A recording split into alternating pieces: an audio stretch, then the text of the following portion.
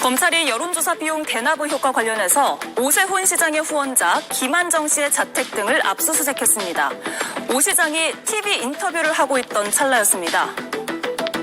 뭐 카톡 뭐 10개가 있다. 저하고 명태균 간에 뭐 통화한 게 있다. 뭐 이랬잖아요.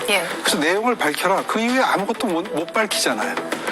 그리고 요즘에 민주당에서 굉장히 명태균에 의존하는 것 같아요.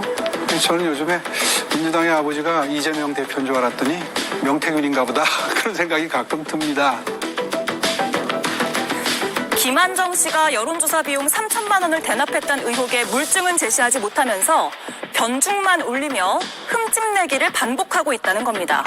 그러자 민주당은 명태균 씨가 지인과 나눈 통화 내용을 공개하면서 오 시장에 대한 압박 수위를 높였습니다. 서울시장 선거 넉 달 뒤에 이뤄진 대화인데요. 명 씨와 김영선 전 의원이 오 시장에게 배신을 당했다는 내용입니다. 내가 진실한 건 배신 배반이야. 오세훈이 내가 김영선이랑 챙기라 했는데 폰에서 올라온 놈하고 폐물된 김영선이가 지 만들었다는 소문이 나면은 쪽팔리니까 그래 사람을 하나 보내갖고 먼지털이 떠달라고 하는 거라 사람이라. 그래 그 사람도 오세훈을 10년 동안 뒷바라지한 대한 스폰서 100억짜리 별장도 있고 돈이 많은 사람이라 그 사람도 같이 먼지털이 됐어요. 네, 방금 들으신 이 통화에 따르면 김한정 씨도 먼지떨이를 당했다는 건데요. 다만 김 씨는 이미 어떤 커넥션이 있어서 대납한 게 아니라고 언론 인터뷰에서 밝힌 바가 있습니다. 그렇다면 검찰은 왜 오세훈 시장을 첫 타깃으로 정한 걸까요? 네, 오늘 오전에 압수수색 소식이 들려왔고요. 오세훈 시장 측은 빨리 수사를 해서 결론을 내달라라는 입장입니다. 하지만 서울로 온 이 수사가 왜 오세훈 서울시장에게 집중되는 모습인지가 상당히 궁금해집니다. 이에 대해서 오늘 중점적으로 분석을 하겠습니다. 성친 의원님, 일단 민주당이 공개한 녹취를 들어보면 명태균 씨가 하고 싶은 얘기는 오세훈 서울시장을 명태균 씨와 김영선 전 의원이 만들었는데 배신을 했다. 이건가요? 그렇죠. 근데 일단 오세훈 시장이 지금 부인하고 있기 때문에 아직까지는 어디까지나 명태균 씨의 뭐 일방적 주장이라는 걸 전제로 말씀을 드려도 21년 4월에 일단 서울시장 재보궐선거를 통해서 오세훈 시장이 거의 한 10년 만에 정치 공백을 깨고 복귀하지 않았습니까? 지금 명태균 씨가 지인과의 통화나 이런 쪽에서 나오는 걸 보면 김영선 전 의원과 함께 그 당시 김영선 전 의원은 또 야인이었죠. 같이 서울시장 선거를 도왔는데 아마 그때 서울시장이 되면은 이렇게 줄 수 있는 자리가 여러 가지가 있습니다. 그 중에 하나의 자리를 주기로 약속을 했는데 당선된 이후에 입을 씻었다. 그렇기 때문에 배신했다라고 주장을 하고 있는 거죠. 그렇기 때문에 여기서 또 잠깐 살펴볼 수 있는 것은 명태균 씨가 2021년부터 김영선 전 의원과 뭔가 같이 활동하면서 김영선 전 의원을 뭔가 만들기 위해서 노력을 했고 그 이후에는 대가를 항상 요구했다. 그렇게 치면 22년에 있었던 그 김영선 전 의원의 공천 과정에서 윤석열 대통령이나 김건희 여사와의 커넥션이 있었다는 연락이 있었다는 그 의혹에서도 분명 뭔가에 대한 대가로서 자리를 요구했다는 걸 주체해 볼 수 있는 것이고요. 그냥 단순히 김건희 여사가 윤석열 대통령이 공천을 주지는 않았을 겁니다. 그 이전에 뭔가 분명 명태균 씨가 도와준 게 있었을 거라는 걸 유추해 볼 수 있고 저는 오세훈 시장이 지금 뭐 신속한 수사를 해달라 억울하다 이렇게 말씀하고 계신데 그럼 미리 했었어야 된다고 생각합니다. 이렇게 뭔가 녹취나 이런 것들을 공개하기 전에 미리 오히려 당에 특검도 받자. 나 억울하다. 지금 여러 보수 진영 대선 후보 중에 나는 억울하니까 빨리 털고 싶다. 우리 당이 오히려 특검이라도 받아달라.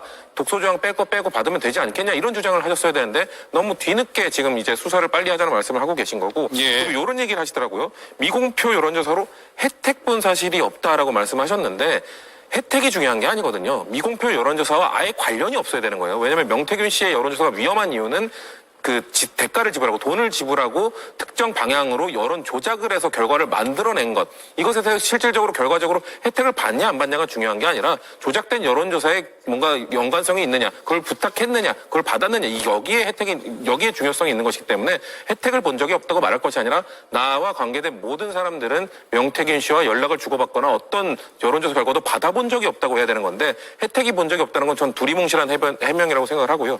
마지막으로 그 후원회장 김한정 후원회장은 그대로 연락한 적이 없다고 하는데 정치권에서 아무리 지금 뭐 그 이후에 뭐 김한정 씨와 오세훈 시장의 연이 끊겼다고 하더라도 10년이 넘게 연을 맺었던 사람이 아무 대가 없이 3천만 원을 그냥 당에 도움이 될 것 같아서 지불했다?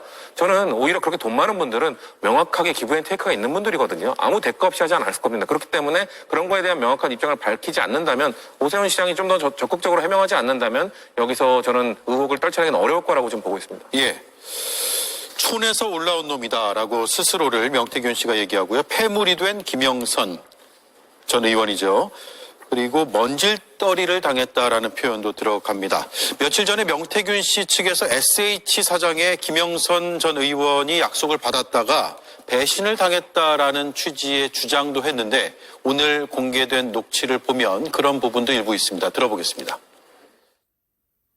내가 오세훈이 X인가 내가 김영선이한테 챙기라고 했는데 나한테 살려달라고 하고 김영선님한테 고맙고 평생 은혜를 잊지 않도록 하고 형님 돈 정한다고 하고 진짜 사람 믿지 않는데 나는 명사장님 내 진짜 막 울면서 전화오고 막 별짓 다 했거든. 나는 당신한테 부탁할 게 한 개도 없다. 김영선 하나만 챙겨주라. 아니 저 야구지 뭐 김연아 같은 아들 그 SH 사장씨 이런 거보다도 김영선 의원 같은 사람도 SH 사장씨면 되지.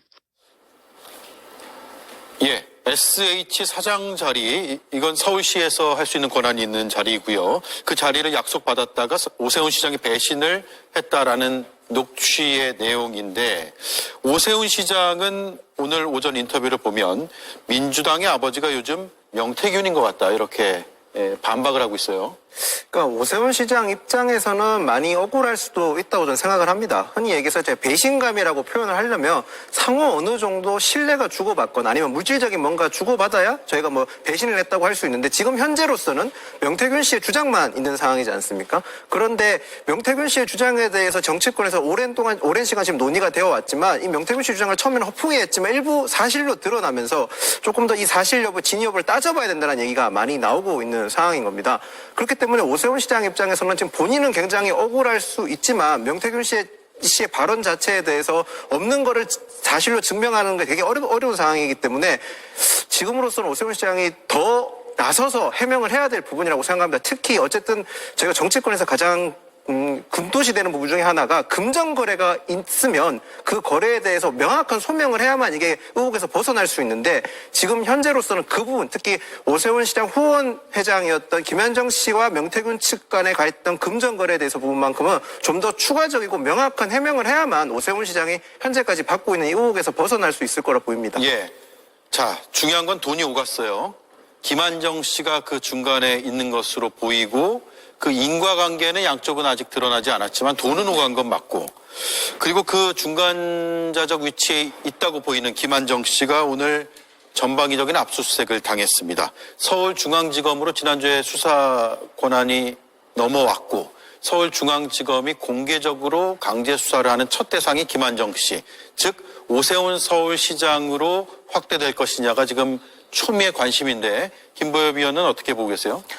오세훈 시장 의혹과 관련해서 명태균 주장만 있다는 건 사실이 아닙니다. 일단 돈의 흐름이 분명하잖아요.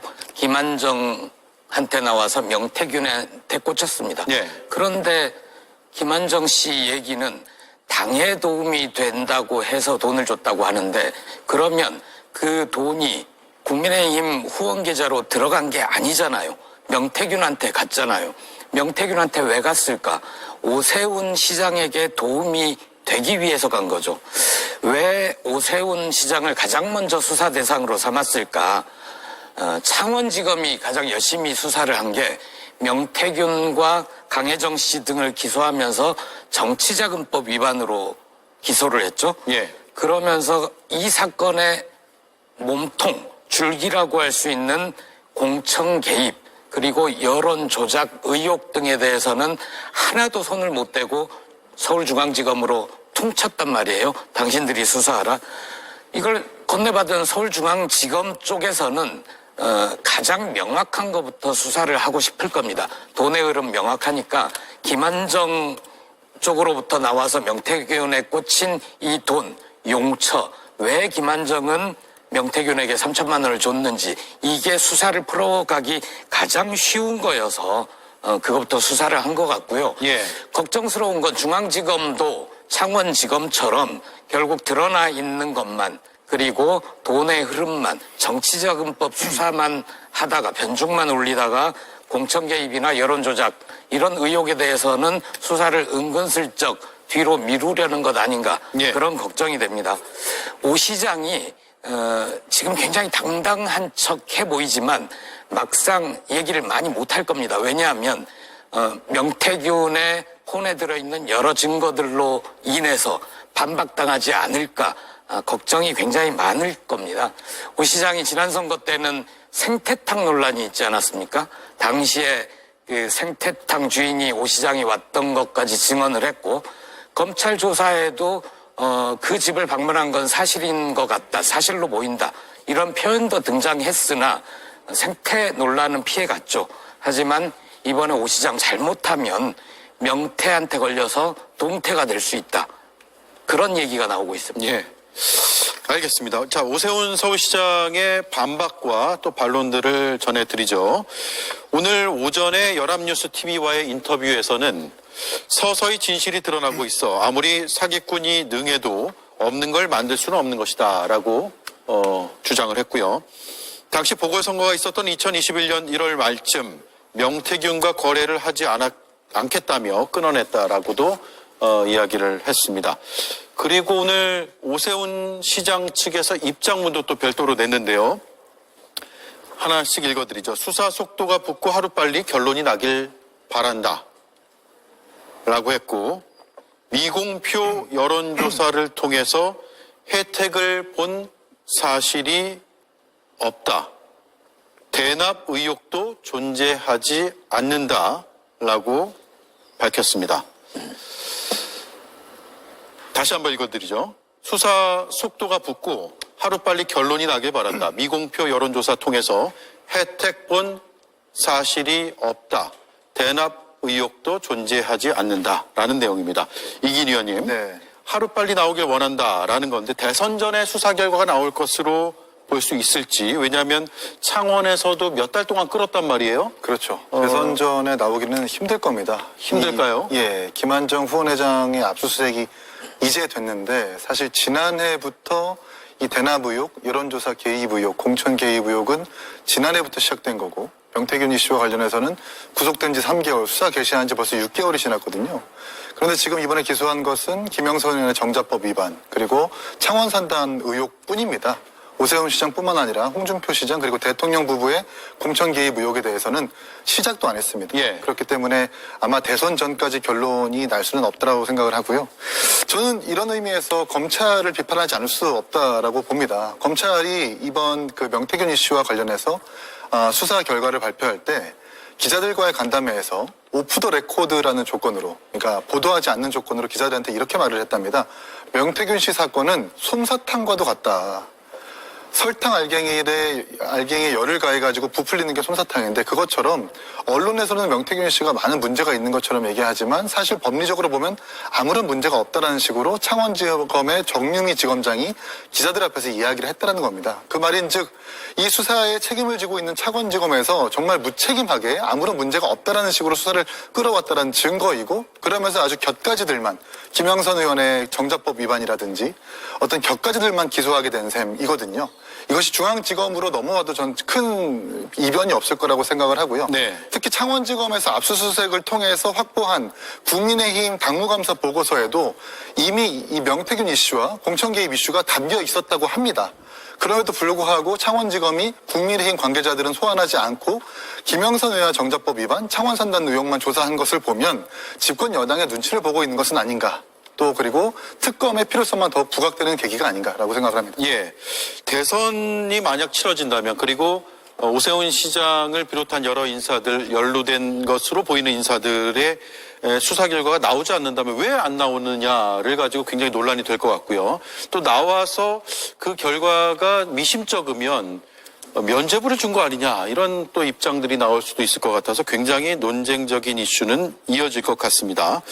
속보를 소개해드리죠. 명태균 특검 법안이 법사위를 통과했습니다.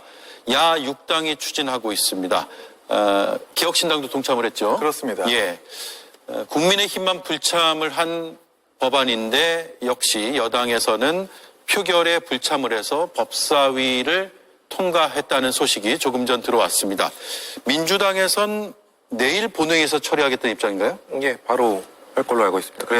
그래야 이제 재결, 아마도 지금 저희가 생각할 때는 최상목 권한대행이 거부권 행사할 가능성이 높다고 보고 있기 때문에 지금까지 뭔가 지금 여당의 요청을 안 들어준 적이 없습니다. 최상목 권한대행이.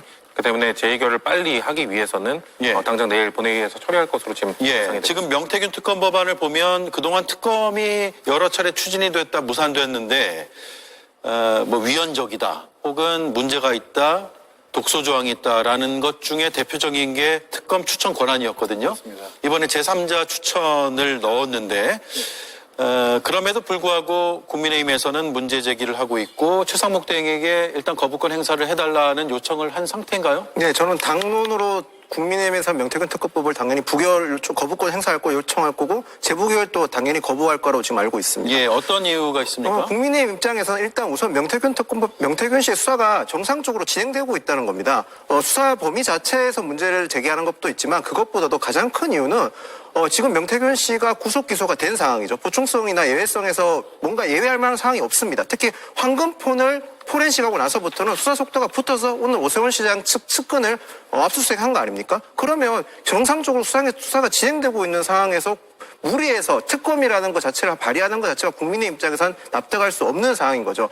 지금같이 정치적으로 민감한 시기에 특검을 한다는 의도가 순수하게 진실을 규명하겠다고 저희는 보지 않습니다. 결과적으로 정치적으로 이용하겠다는 목적이 다분하기 때문에 국민의 입장에서는 당연히 거부권을 제한할 수밖에 없는 상황을 말씀드리겠습니다. 지금 검찰에서 수사를 하고 있고 서울중앙지검에서 오늘 압수까지 하고 있기 때문에 수사는 수사기관이 일단 제대로 하고 있다라는 게 국민의힘 입장이라는 것이고요. 다른 의견 있습니까? 저는 반론을 하고 싶은데 사실 창원지검도 처음에는 수사검사도 없는 곳에 배정을 했다가 작년에 뭔가 명태균 관련 녹취가 막 드러나고 뭐 혐의가 짙어지니까 처음에는 수사를 하는 척을 했습니다. 수사에 좀 적극적인 척을 했죠. 근데 비상계엄이 발생하고 관심도가 떨어지니까 바로 지지부진해졌습니다. 바로 주요 수사 대상들을 부르지도 않고 소환 조사도 하지 않고 그런 다음에 중간 조사 결과를 발표했을 때 윤석열 대통령이나 김건희 여사에게 다 빠져 있고 그런 다음에 갑자기 중앙지검으로 넘겨버렸습니다. 지금도 중앙지검도 마찬가지입니다. 지금 워낙 여론의 그 향방이 뭔가 다시 명태균 특검법, 명태균 씨에 대한 게이트로 다시 이목이 집중되니까 지금은 하는 척을 할 수 있는데 조금만 지나면 다시 진정성이 떨어질 가능성이 매우 높다. 왜냐하면 뭐 여당 후보들, 집권 여당 후보들에 대한 수사 이런 것도 부담을 갖고 있기 때문에 지금 오세훈 시장만 수사하는 척하면서 또다시 그렇게 될 가능성이 있기 때문에 저희는 그래서 특검법을 하는 게 좋다는 거죠. 왜냐하면 지금 오세훈 시장도 저는 아까 말씀드렸지만 지금 중앙지검에 맡기면 중앙지검이 질질 끌다가 그냥 결과를 대선 전에 안 낼 수도 있습니다. 근데 특검에 맡기면 60일 이내에 결론을 내야 됩니다. 그렇기 때문에 오히려 빠르게 수사를 진행할 수 있고 억울한 사람이라면 60일 이내에 그 억울함을 털어낼 수도 있잖아요. 그러면 빨리 특검하자고 해서 빨리 털어냈어야 되는데 그때는 아무 말도 안 하다가 그때는 특검을 뭐 필요성이 없다고 하다가 이제 와서 수사 빨리 하라고 하는 게 진정성이 있냐는 거죠. 그 때문에 저는 그 대법원 그 이전에 있던 조항들도 독소 조항이라 생각도 하지 않지만 이번에도 대법원장 추천한 다음에 대통령 권한대행이 둘 중에 한 명을 임명하는 걸로 되어 있기 때문에 국민의힘에서 말하는 독소 조항도 다 빠져 있고 더 이상 트집잡을 것이 없음에도 불구하고 여전히 그냥 명태균과 관련된 의혹된 사람들이 집권 여당에 많다는 이유로 거부하고 있다. 저는 그렇게 봅니다. 저는 한 말씀 좀 덧붙이자면 국민의힘이 김한정 압수수색과 특검법을 거부할 수 없는 이유는 김한정 후원회장과 강혜경 씨의 녹취에서 힌트를 얻을 수 있다고 생각을 합니다. 작년 11월 달에 보도된 녹취에 따르면 김한정 씨가 강혜경 씨한테 그러면 오세훈 시장의 이 사건을 덮기 위해서 명태균 씨한테 10억, 20억 줘가지고 덮으면 안 되겠느냐. 그래서 국민의힘은 살려야 되지 않겠느냐라고 강혜경 씨한테 회유했다라는 정황의 보도가 있었거든요. 국민의힘 입장에서 봤었을 때 김한정 씨는 사실상 국민의힘 사람일 거고 김한정 씨의 압수수색을 막거나 이 수사를 더 박차를 가하게 된다면 본인들의 진영을 오히려 좀 수사하게 되는 그런 치명적인 약점으로 갈 수 있다고 생각하기 때문에 아마 특검법을 거부하게 되는 그런 연유가 되지 않나 싶습니다. 김법희 의원 의견까지 들어보죠. 명태균 특검법이 이미 국회 본회의를 통과한 줄 알았습니다. 왜냐하면 아직 국회 법사위 이제 겨우 통과했는데 국민의힘은 거기에 대해서 거부권 행사를 해달라고 요청을 했거든요. 아직 통과도 안 된 법에 거부권 행사를 해달라는 건 처음 봤습니다. 국민의힘이 그 법에 대해서 뭐라고 합니까? 보수괴멸법, 국민의힘 괴멸법이라고 얘기를 합니다. 아는 거죠. 이 법이 통과돼서 특검이 제대로 수사를 하면 국민의힘이 보수가 괴멸할 것을 아는 겁니다. 거의 자백하는 거나 마찬가지고요. 또 하나는 오늘 오세훈 시장 후원자를 먼저 압수수색을 했는데 오세훈 시장은 억울할 겁니다. 왜냐하면 명태균 녹취록을 통해서 지금 가장 주목받는 사람은 결국 윤석열, 김건희 아닙니까? 국민의힘 공천에 개입했다라는 게 명백히 드러났습니다. 그런데 검찰이 이에 대해서 수사하겠다고 한 적이 있습니까? 안 했잖아요. 검찰이 수사를 안 할 때 쓰라고 있는 제도가 특검입니다. 예. 그런데 그 특검을 여야 합의가 안 됐다. 누가 추천하면 추천권을 갖고 있으면 위헌적이다. 국민의힘이 이 법이 얼마나 무서운지 아는 겁니다. 예. 제가 짧게 발언드리자면 일단 아까 말씀대로 창원지검에서 수사를 한 이유는 창원이 명태균 씨가 사건 관련자가 많았었고 그 과정에서 수사하면서 지금 다른 저희 중앙지검에 수사할 사안이 생긴 거죠. 그리고 말씀하신 대로 창원지검은 검사 보충률이 가장 낮은 지검이었습니다. 그렇기 때문에 검사들이 없었던 거고 말씀하신 대로 지금 말씀을 들어보면 명태균 씨가 초반부터 굉장히 수사에 협조했는 걸로 들릴 수가 있는데 명태균 씨는 황금폰이라는 존재 자체를 수사기관 측에 처음에는 있었다 그랬다 없었다 그랬다 몇 번이고 수사에 혼돈을 줬었습니다. 그리고 나서 검찰 측에서 황금폰으로 입수하고 난 다음에 포렌식이 되면서 지금 수사가 진행되고 있다는 점을 말씀드리고 싶고요. 특검이라는 제도 자체는 분명히 보충성과 예외성이 전제돼야 되는 조건입니다. 검찰이라는 수사기관이 명백히 있음에도 불구하고 검찰 수사가 진행되고 있는데 보충성과 예외성을 배제한 채 무조건적인 특검에 매몰된다면 그건 어떻게 보면 국가 운영이나 국가의 운영항에 있어서 적절하지 않다고 저는 생각을 합니다. 특검이라는 존재가 엄밀히 따졌을 때는 헌법적으로 봤을 때 상권분립의 위배 요소도 있는 만큼 저희가 충분히 그런 점까지 고려해서 여야가 합의라는 그런 특검이 돼야지 그렇지 않고 운영되는 특검에 있어서는 저희 국민의 입장에서는 좀 받아들이기가 매우 어렵다는 점 말씀드리겠습니다. 알겠습니다. 여기까지 하고요. 윤 대통령하고 명태균 씨의 녹취가 어제 밤에 공개가 됐습니다. 그 내용을 들어보면 대통령이 기자회견, 지난해 11월 7일 날 했던 기자회견의 내용은 거짓이었음이 드러나는 부분이 있습니다. 들어보겠습니다. 김영삼이 그냥 사선위원회에다가 경선 때도 열심히 뛰었는데 좀 해주지 뭘 그러냐. 내가 상현이한테 내가 한 번 더 얘기를 할게. 제가 공관위원장이니까. 무슨 공천 얘기가 며칠 전에 제가 어디 일산에 행사 가는 데면 났길래 저는 그 당시에 공관위원장이 우리 정진석 비서실장인 줄 알고 있었어요. 재보궐 공관위원장은 별도로 윤상현 의원이 공관위원장을 했다 하더라고요. 그만큼 저는 당의 이런 공천에 관심을 가질 수 없었고 누구를 공천을 주라 이런 얘기는 해본 적이 없습니다. 예. 대통령의 목소리로 대통령의 기자회견 내용이 반박이 되는 상황입니다. 당에서 어떻게 바라보고 있습니까? 제가 아직 당에서 관련돼서는 아직 구체적인 입장을 듣지는 못했는데 개인적으로 말씀드리면 저 역시 개인 간의 통화는 당사자들만 알 수 있는 상황이지 않습니까? 예. 그래서 대통령의 해명에 대해서는 진실성을 가졌겠다고 생각할 수밖에 없었는데 지금 저런 해명을 하신 거에 대해서는 달리 드릴 말씀이 없는 것 같습니다. 당사자가 직접 뭔가 추가적인 왜 저런 해명을 하셨는지 말씀을 해주셔야만 저희도 입장을 낼 수 있는 상황일 것 같습니다. 그렇겠네요. 녹취의 다른 부분도 있거든요. 계속해서 들어보겠습니다. 내가 하여튼 처음에 딱 들고 왔을 때부터 야, 여기는 김영선 해줘라 이랬다고.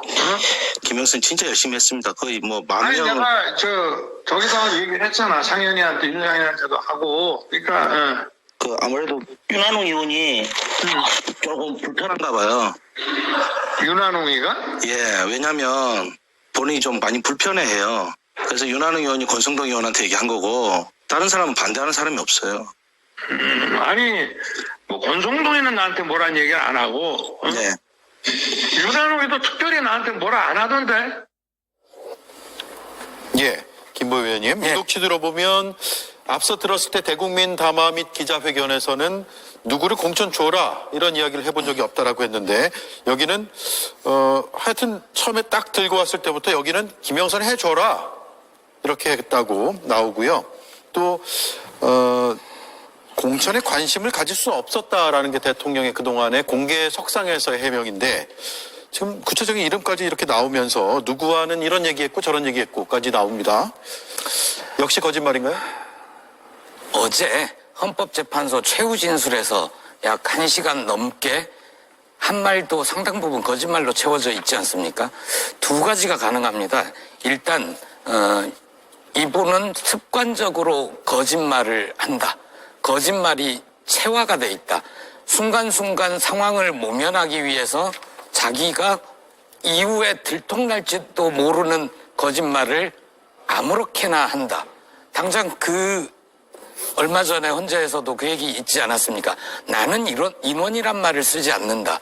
그런데 그 뒤로도 수차례 인원이란 말을 썼단 말이에요. 그런 것처럼 습관적으로 거짓말을 하거나 아니면 방금 한 말조차도 기억하지 못하거나인데 이 시간의 차이는 몇 달 전이잖아요. 그러니까 아주 좋게 봐주면 거짓말을 할 줄 모르는 사람이라고 보면 방금 전 상황도 기억 못하는 기억력을 가지고 있는 분이다. 이렇게 볼 수밖에 없을 것 같습니다. 예. 자, 녹취에 뭐 여러 이름들이 등장하는데 이준석 당시 국민의힘 대표도 나오거든요. 어떤 입장입니까? 우선은 김영선 의원의 공천을 설득하기 위해서 명태균 씨가 윤석열 대통령에게 박완수, 윤상현, 이준석한테 전화하면 다 해줄 겁니다라고 했다라는 것 아닙니까? 그런데 이상하게도 전날인가요? 그 당일날 이준석 전 대표는 명태균 씨한테 아닙니다. 김영선 경선이라던데요? 라고 문자를 보냈습니다. 예. 뉴스타파가 공개한 59페이지, 50페이지짜리의 수사보고서에서도 그 앞뒤 맥락이 나오는데 정확하게 이준석은 공관위로부터 일반적인 절차에 대한 정보를 듣고 명태균 씨한테 아닙니다. 경선이 맞습니다라고 재차 이야기하는 그 수사 내용이 담겨 있거든요. 이런 것들을 종합해 봤을 때 아마도 명태균 씨가 몸이 다른 명태균 씨가 김영선 의원의 공천을 설득하기 위해서 이준석을 팔아서 거짓말을 한 것이 아닌가 싶습니다.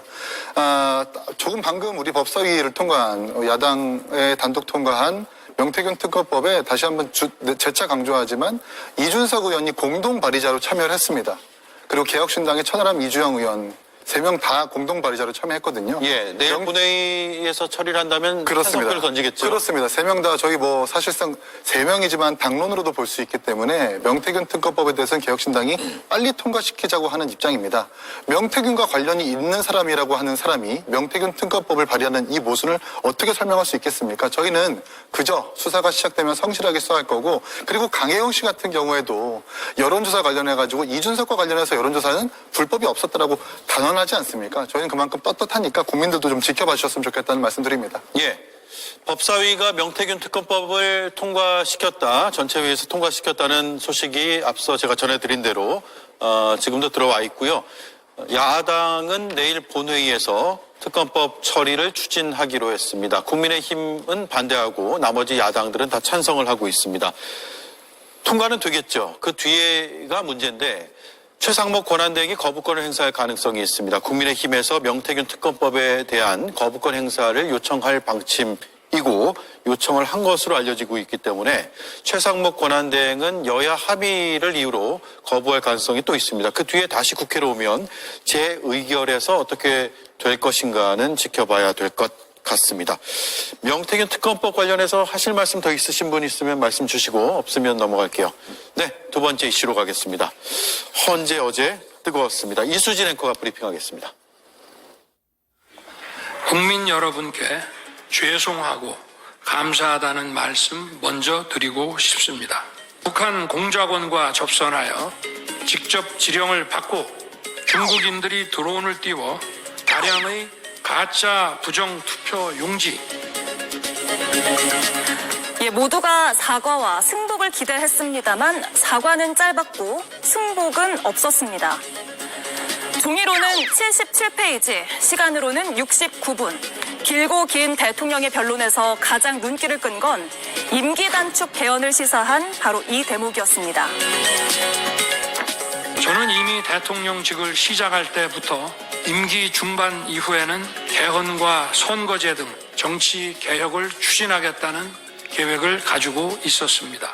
자녀 임기에 연연해하지 않고 개헌과 정치 개혁을 마지막 사명으로 생각하여 87 체제 개선에 최선을 다하고 싶습니다.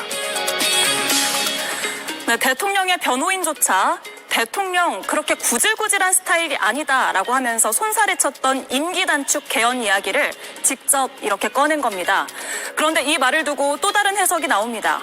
명태균 씨의 그림자가 보인다는 겁니다.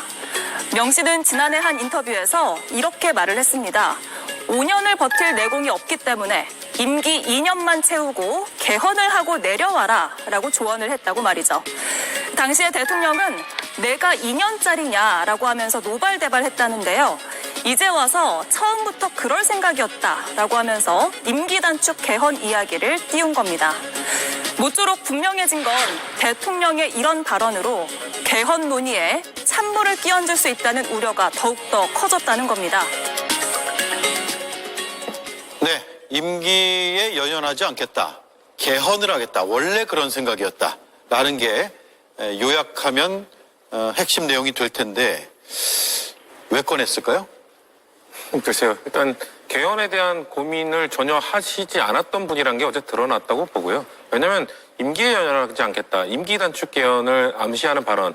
지금 윤석열 대통령은 혹시 뭐 만에 하나 정말 탄핵이 기각된다 하더라도 임기 단축 개헌을 할 수 없습니다. 그 말이 뭐냐면 아까 명태균 씨가 얘기한 것처럼 한국의 권력 구조에서 임기 단축 개헌이 뭐냐 논의되었던 게 대통령의 임기 5년과 국회의 임기 4년이 지금 엇갈리기 때문에 이것을 4년 4년으로 맞춰야 된다. 그래서 대통령 4년 중임제로 가서 지금 여소야대 상황이 왔을 때 자꾸 전국 교체 상태가 오니까 이거를 맞추면 여대 야소를 이끌 수 있다. 그러면은 좀 더 매끄러운 대통령제를 운영할 수 있다는 게 지금까지 수십 년 동안 대통령의 한국에서 이 권력 구조 논의를 해왔던 겁니다. 예. 그렇기 때문에 명태균 씨가 그렇다면 윤석열 대통령이 임기하자마자 난 임기 2년만 하고 총선에 맞춰서 이 임기 단축 개헌하겠다고 했으면 진정성이 있는 역사에 남을 대통령이 됐겠죠. 근데 이미 총선 지나가지 않았습니까? 이제 와서 갑자기 내년에 있는 지방선거와 이걸 맞춘다? 전혀 의미가 없습니다. 제가 말씀드린 것처럼 한국 권력구조의 문제를 해결하는데 중앙정부와 지방정부의 임기를 맞추는 것은 전혀 의미가 없기 때문에 임기 단축 개헌의 이 중요성을 아니면 의미를 전혀 모르고 하신 말씀이다라는 말씀을 드리고 싶고 예. 그리고 그 뒤에 갑자기 덧붙여서 이런 얘기를 합니다.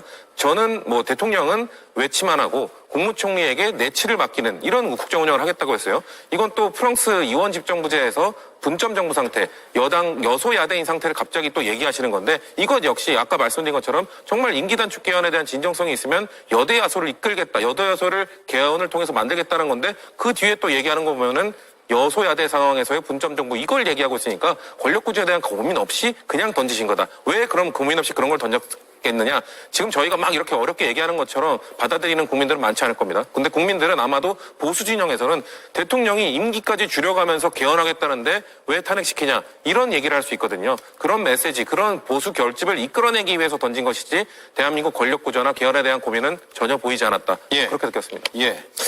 저는 변론 전략과 현실적인 방안 둘 다를 고려한 걸로 봤었습니다. 우선 변론 전략으로서는 헌법재판관들은 당연히 윤석열 대통령이 탄핵이 기각되었을 때 어떤 식으로 국정을 운영할지 어떤 식으로 이 실타래를 풀 건지에 대한 의구심이 당연히 있었을 겁니다. 그런 상황에서 본인 스스로가 탄핵 개헌을 통해서 국정 운영을 해보겠다는 취지를 밝힌 것은 탄핵 헌법재판관들에게 어느 정도 본인의 국정 운영에 대한 방향성을 제시함으로써 탄핵을 기각시켜달라는 의견을 제시했다고 보고요. 그리고 현실적인 방안은 윤석열 대통령께서는 당연히 직무에 복귀할 거라고 생각을 하고 있을 겁니다. 직무에 복귀해도 여전히 거대 야당의 의석수는 그대로입니다. 거기다가 야당과 협조가 거의 앞으로 사실상 쉽지 않은 상황에서 결과적으로 국정 운영을 계속 하려면 여당과 모든 국민이 다 관심을 가지고 있고 모든 국민이 다 원하고 있는 또는 모든 국민께서 앞으로 이런 좀 정치적 지금 양극화되는 정치 진영을 개혁해야 된다고 생각하고 있는 점에서 그 해결책이 개헌이기 때문에 이 개헌을 꺼냈다고 저는 봤습니다. 예.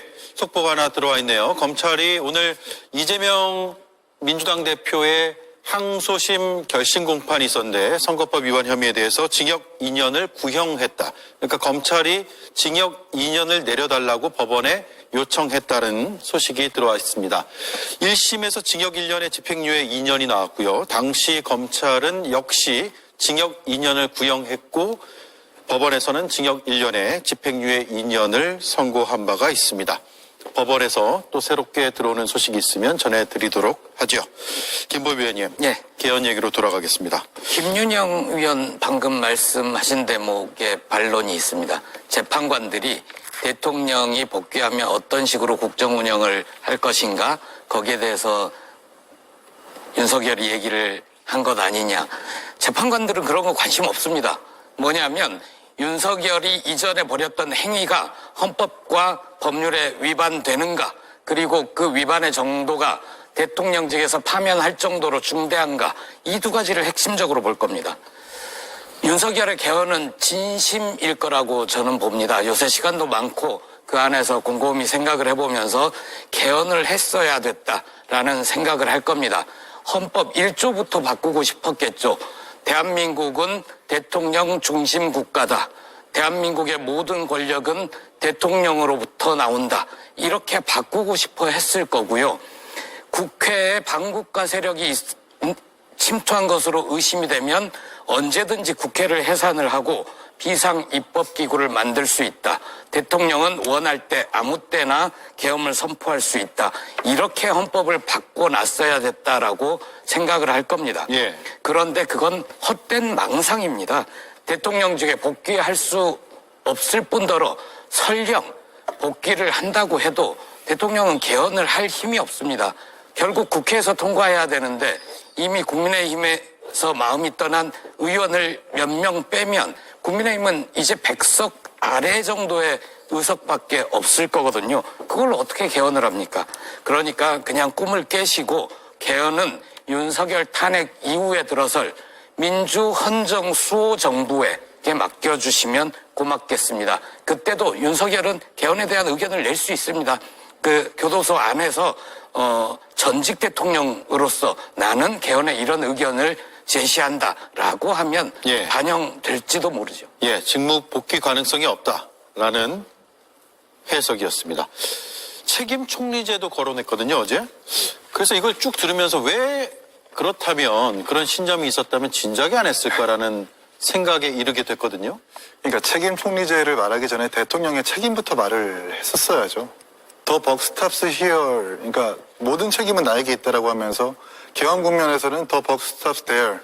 모든 부하 직원들한테 책임을 떠넘기는 모습들이 대신 판정에서 보이지 않았습니까? 예. 그런 사람이 갑자기 책임 총리제를 얘기하는 건 전 촌극이라고 생각을 하고요.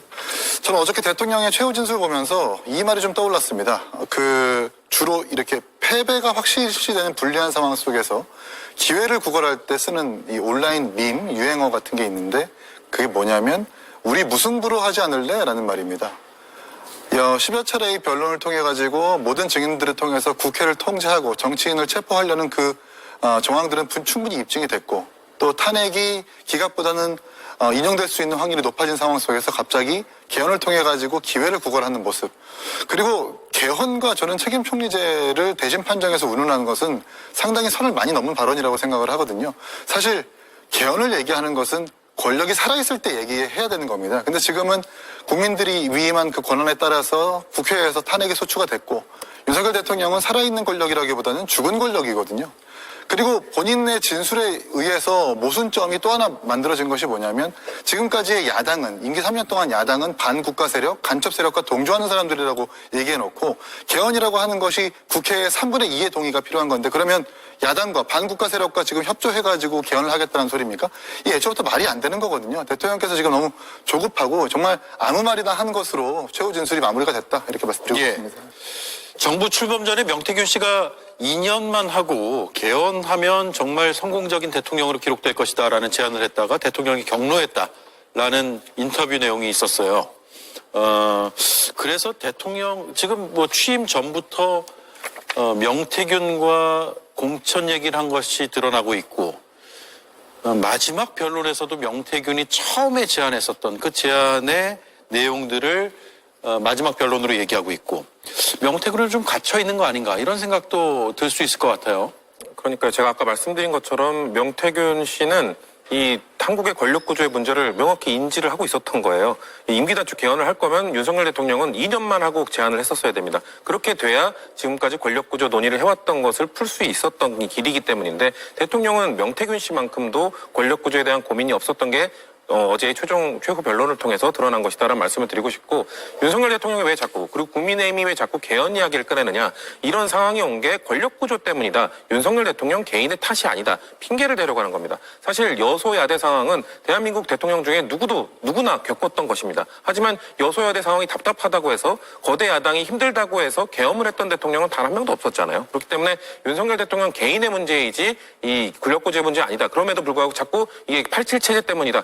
87년 헌법 이후 그 헌법을 바꾸지 못했기 때문이라고 몰아가고 있는 것이고, 그리고 윤석열 대통령이 이야기를 했잖아요. 제왕적 대통령제라고 하지만 사실상 제왕적 거대 야당제더라라고 얘기했는데 아니죠. 계속해서 야당 탓을 하고 있는데 이번 윤석열 정부의 문제는 제왕적 영부인제였기 때문입니다. 영부인 문제를 해결하지 못했기 때문에 김건희 여사를 방탄하기 위해서 어떻게든 모든 국가 권력을 동원해서 그걸 막았기 때문에 야당 입장에서는 입법부 권력을 최대한 활용해서 그거를 응징하고 그것을 비판하고 그것을 막기 위해서 노력할 수밖에 없었기 때문에 좀 많은 탄핵 소추와 이런 것들이 있었던 것이기 때문에 이 윤석열 정부 2년 반 정도의 기간을 나중에 어떻게 기록할 것인가? 저는 제왕적 영부인제로 기록할 거라고 생각합니다. 제왕적 영부인제다. 계엄 사태를 극복해 나가는 과정에서 대통령이 아니라 제3자라면 헌법에 혹시 한계점은 없는지에 대해서 분석하고 제안할 수는 있을 것 같아요. 그런데 대통령이 87년 체제의 한계를 스스로 얘기하는 것은 내 잘못은 없고 헌법이 문제였다로 읽힐 수 있거든요. 그러니까 대통령 입장에서는 뭐 지금 처음에 나왔을 때 이번 탄핵을 앞두고 변호인 측에서 조건부 거래나 뭐 이런 얘기가 개헌을 나왔었는데 그걸 거부했던 이유는 저는 대통령 입장에서는 뭐 조건부나 거래 형식으로 개헌을 띄운 건 아니라고 생각을 합니다. 본인이 직접 국정 운영하면서 정말 국정 운영 자체가 쉽지 않고 저희 87년 헌법 체제 자체에 가지고 있는 모순점이라든지 그 점에 대해서 답답함을 토로해서 이번 개헌을 꺼냈다고 생각을 합니다. 저희가 개헌이 87년에 됐었는데 그 3년이 지난 90년도에부터 개헌에 대한 논의가 본격적으로 있었을 만큼 87년 헌법체제가 완벽한 체제는 아니었습니다. 물론 저도 성치훈 의원님이나 다른 의원님들의 지적사항에 대해서 대통령이 임기 초부터 개헌을 본격적으로 얘기했었으면 그 진정성에 대해서 더 의미를 받을 수 있었지 않냐. 그 점엔 저도 동감을 합니다만 지금 상황에서 대통령이 단순하게 개헌을 얘기한다는 게 뭐 사법적 거래나 조건부 그런 건 아니라고 봅니다. 거래 조건은 아니다. 네. 예. 오늘 국민의힘이 혹시 개헌특위 만들었습니까? 제가 그 부분까지. 예. 개헌특위를 만들었죠. 개헌특위는 기존에 이미 있는 걸로 저는 알고 있습니다. 네. 국민의힘 안에는 없었고요. 국민의힘에서 개헌특위를 오늘 만들었다는 뉴스를 봤는데 어제 그 당원 1호 당원이 개헌을 강조하니까 국민의힘이 바로 개헌특위를 만들어서 개헌은 헌법 잘못 때문인 것 같다. 그러니까 헌법을 고쳐야 된다. 이 말씀을 하고 싶은 것 같아요. 근데 그 앞뒤가 안 맞는 게 우원식 국회의장이 자문기구로 개헌 자문기구를 각 당에 위원을 추천해달라고 해서 그 한 20명 정도 가까이 토론을 하고 있습니다. 그런데 거기에 국민의힘 추천위원이 한 명도 없어요. 국민의힘이 추천하지 않아서 그렇습니다.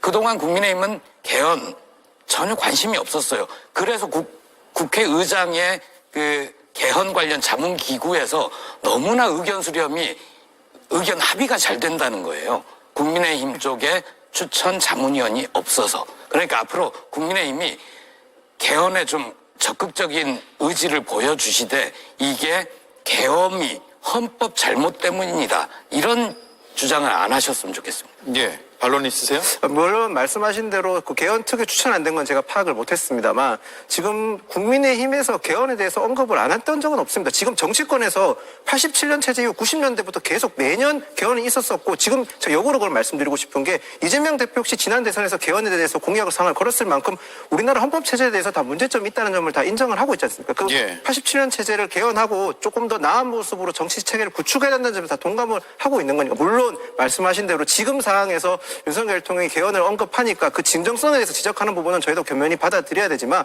국민의힘이 80년 개헌에 대해서 무작정 반대한 건 아니다. 안에 내부에서 제가 알기로는 주호영 위원장을 위원장으로 해서 개헌특위도 구성이 돼 있거든요. 국민의힘 자체적으로. 그만큼 개헌에 대해서 진지하게 생각하는 부분도 있다는 점을 말씀드리겠습니다. 어쨌든 직무 복귀를 염두에 두고 대통령은 계속 얘기를 했습니다. 공교롭게도 오늘 대통령실에서 9년 만에 합계 출산율이 올랐다는 홍보성 브리핑을 했거든요. 윤 정부의 저출생 정책 효과 덕이다. 대통령실에서 사실 그동안 뭐 자료가 나오거나 발표가 나오거나 이런 것들은 거의 없어 보였는데 오늘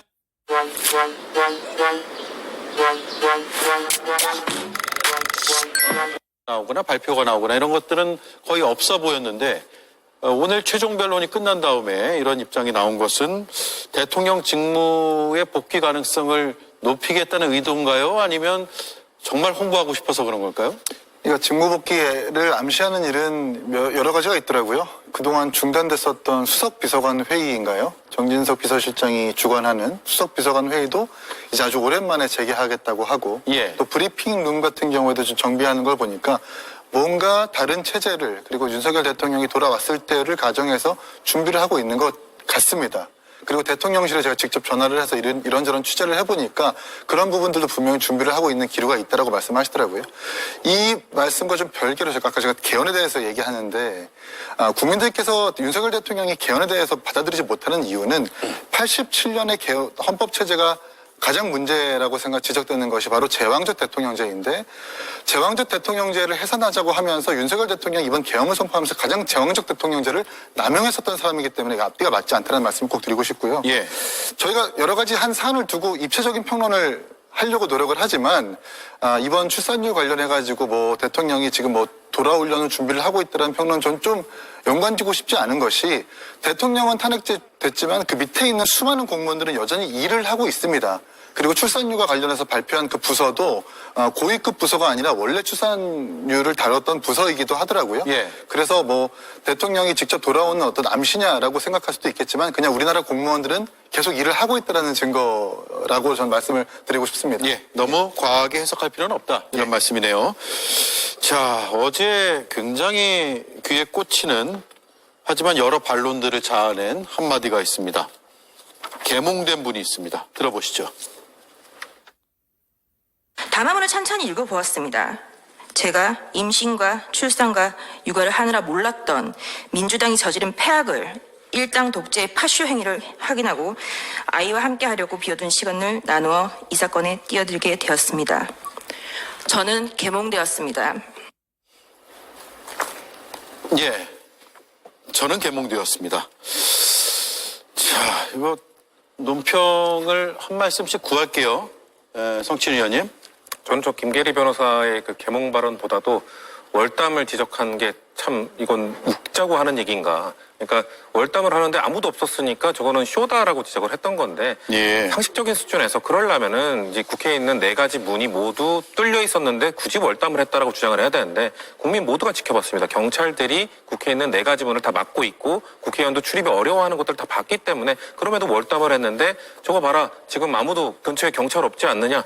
경찰이 없으니까 담을 넘을 수 있었던 거잖아요. 그런 비상식적 발언들을 하는 걸 보면서 저는 참 이 윤석열 변호인단이 얼마나 변호인을 구하기 어려웠으면 저런 정도 수준의 변호를 하는 사람을 변호인단으로 선임했을까 그런 안타까움마저 들 정도로 참 치근한 치근한 발언이었다고 봤습니다. 김인영 의원님. 저도 뭐 계몽이라는 단어가 지금 정치 양극화되는 상황에서 광장에서 정치 집회에서 쓸 수 있는 구호라고 생각을 하지만 공식적인 자리에서 저렇게 쓸 수 있는 거는 저도 적절하게 생각은 하지 않습니다. 물론 여기서 한 가지 더 지적하고 싶은 건 정청래 의원의 전 마지막 변론 또 적절하지 않다고 생각을 합니다. 대통령 탄핵이라는 엄중한 최종 변론에서 본인의 경험과 애국가를 부른다는 것 자체 행위는 지극히 개인을 홍보하는 그런 용도로밖에 보이지 않았고 국민이나 헌법재판관들 설득하는 모습으로도 보이지 않았습니다. 양측 다 전 적절한 변론이었다고 보지는 않습니다. 정청래 위원장의 그 발언 잠깐 들어볼까요? 준비가 돼 있나요? 국회 운동장 근처에서 본청으로 한 발짝씩 내디딜 때마다 36년 전 1988년 9월의 밤이 마치 어젯밤 악몽처럼 떠올랐습니다. 새벽 1시 안기부에 잡혀 지금도 알 수 없는 서울 을지로 어디매쯤 한 호텔로 끌려가 수건으로 눈을 가린 채 속옷 차림으로 4시간 동안 주먹질, 발길질로 고문 폭행을 당했습니다. 언론에 보도된 노상원 수첩대로 시행되었다면 수많은 사람들이 죽음을 피하지 못했을 것입니다. 김인영 의원은 너무 개인적인 이야기를 한 것은 홍보용이다, 부적절하다라는 의견이고요. 이긴 의원은 어떻게 봤습니까? 국회 측 소추인 단장인 정청래 위원은 선출직 국회의원입니다. 정치인으로서 정치적 수사를 곁들여서 이야기할 수 있는 부분이라고 생각을 하고요. 김계리 변호사는 정확하게 변호인이거든요. 정치적 수사를 곁들인 이야기를 할 것이 아니라 대신 판정에서 이야기할 만한 것들, 정확한 법리 검토로서 대통령을 변호해야 될 사람이 파쇼, 폐악과 같은 정치적 수사로 번복된 진술을 얘기한다는 것은 이건 어쩌면 대통령에게 도움이 되지 않는, 대통령에게 엑스맨과 같은 역할을 할 수밖에 없다, 그렇게 평가받을 수밖에 없다고 생각을 하고요. 저는 저렇게 기존에 있던 변론에서와 달리 좀 겉모습도 굉장히 좀 멋지게 하고 오시고 폐악, 파쇼 같은 정치적 수사로 한 진술을 하는 이유가 무엇일까? 윤석열 대통령이 이 대신 판정 통해서, 탄핵 심판 통해서 앞으로 정치권에 등단하고 부양하려는 배경이 있는 것은 아닌가라고 의심하고 싶습니다. 예. 마지막으로요. 윤 대통령이 구치소에서 너무 큰 특혜를 받고 있다라는 주장이 조국 혁신당에서 나왔거든요. 예. 황제 수용이라는 표현도 썼던데 어떤 내용입니까? 박은정 의원이 제보를 받은 내용을 보니 다른 사람 32명 정도가 쓸 수 있는 거실이란 공간을 혼자서 쓰고 있더라. 예. 이게 황제 수용 아니면 뭐냐 이런 주장이고요. 아마 국회에서 현장 조사를 나가서 확인을 하면 분명하게 확인을 할 수 있을 것 같습니다. 그것과 함께 전 더 놀라웠던 게 저 그래픽에서 보면 윤석열 옆으로 경호관들 방이 2개가 있지 않습니까? 경호관들 그 당시에 법무부에서 얘기하기를 교도소 건물 이내는 교도관들, 법무부의 책임하에 안전을 지킨다라는 입장이 있었는데 아무 잘못도 없는 경호관들도 같이 수감 생활을 하고 있다는 말입니까? 빨리 탄핵을 해서 대통령직에서 파면돼야 경호관들의 저 애꿎은 수감 생활 끝낼 수 있을 것 같습니다. 예. 자, 법무부의 반박이 나왔는데 사실과 다르다. 윤 대통령은 12.32 제곱미터의 거실에서 혼자 지낸다. 이렇게 왔거든요.